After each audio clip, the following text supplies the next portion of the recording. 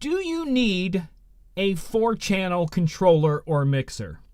Now, recently, Numark released the NS4FX, which is basically a bigger version of the Mixtrack Pro FX, which I own and I really like. And there are some minor changes to the NS4FX. I'm always going to have trouble saying that. But they do include like XLR outs and different things like that. The reason I chose the Mixtrack Pro FX is because it matches the basic layout that the Rain does, and that's kind of what I wanted to do that. The little differences between the two, besides the channel differences, is the fact that, like I said, there are XLR outs and you do need a power supply. So this kind of, brings the question, do you need 4 channels? What are the advantages of the 4 channels? Keep in mind that with 4 channels, you can still only use 2 decks, or you can use 4 decks with just 2 channels. So you kind of have a lot of flexibility there that you maybe not think about. You can use the other channels for other things outside sources, auxiliary ins, different stuff like that. You can use those buttons and things to control stuff. And one of the examples is with Virtual DJ, that you can use the 2 outside channel high, mid, lows to control the stems, and the inside channels, which is the volume that you're controlling on your right and left deck. You have the ability all the time to change your high, mid, lows and the different stems. But if you do that with a 2-channel, you're going to have to flip back and forth between the high, mid, and low being high, mid, and low, and high, mid, and low being stems. So those are your advantages on that. And there is, like I said, it kind of all depends on what you need. Just like some people need multiple microphone inputs for their thing, other people don't. So you have to kind of figure out, do you need 2 channels or do you absolutely need 4 channels? But here's where my question comes in with this device, and I think this is the biggest thing. It's a solid device. Like I said, I like my Mixtrack Pro FX, and this is just like it with extra channels. Is it worth a $320 price increase from the Mixtrack Pro FX? Because the NS4FX is $320 more than the Mixtrack Pro FX. So a lot of names there. That is what I think ultimately comes down to your choice between 2 channels or 4 channels. Okay, DJ Jesse asks, hi Michael, always a great show. I know you play clean music and I'm doing a prom, been having trouble finding school appropriate music. Do you have any advice on song selection? I have BPM Supreme. Well, my advice for that is the BPM Supreme has everything marked clean or dirty, so all you have to do is go in there. If that's the one you're using, everything you need is going to be marked. But if you get it from somewhere else, or if you've had it in your collection for a long time, I would advise you to check the stuff and make sure it is clean, and take some time on those songs that you think you're going to be playing to make sure they're clean and mark them clean and dirty, so that the places that you need it, absolutely need it to be clean, you're going to know that it's clean. And it sometimes just comes down to you, being a good steward with your library is all. Okay, Mikey Williams asks, is there a way in VDJ8, which I'm presuming he just means virtual DJ, I hope he's not using 8. Is there a way that you can drag a song and start it instead of pushing play? Yes, there is, and it's kind of easy to do actually.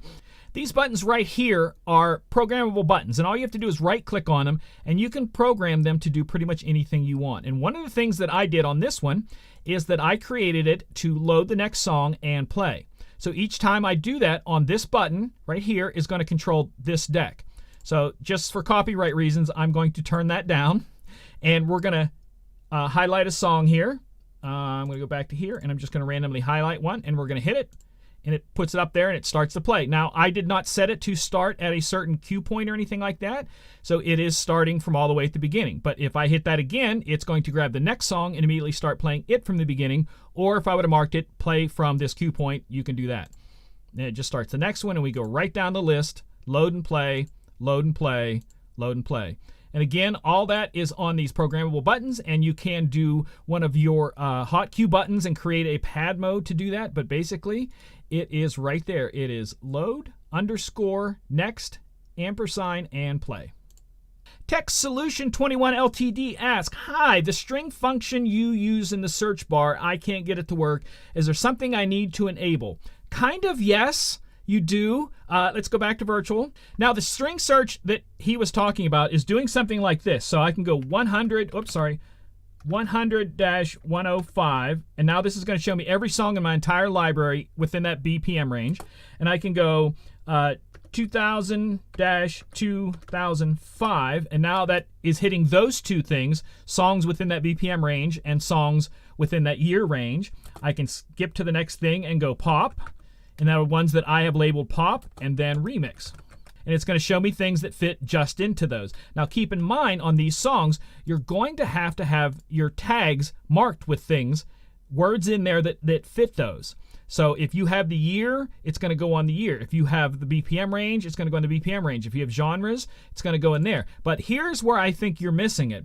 Right here on this dot to the right of that, you have these things that are searchable. So if you don't have anything checked here, that string search is not going to do BPM range if I don't have BPM checked. It's not going to do year if I don't have year checked. So pick out the different areas within the tag that you want to search and check them so that when you do the string search, it will bring up just what you want to search for. Elvis Perez asks, why is my OneDrive folder not appearing on Virtual DJ's interface? Virtual DJ looks at drive letters.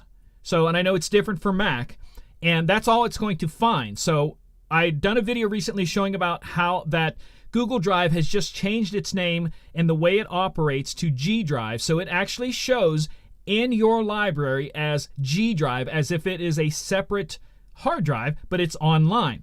So that's why Virtual finds it, because it is a drive letter, and OneDrive is not. OneDrive just reads as a virtual online cloud folder, and that's why it doesn't find it. It's not going to, unless they give it the capabilities, the same with Dropbox, unless they give it the capabilities to be read as a drive, a letter drive of some sort, it's not going to find it. And finally, Party Loud Events asks, I'm sorry, when did MJ become Captain America? Well, become? I never stopped. Thank you guys for tuning in to the show. If you have the chance, please click subscribe, like, hit the notification bell, share this, whatever you can, so that we get these videos out there. And again, thank you all for tuning in. God bless, and most importantly, don't forget to press play.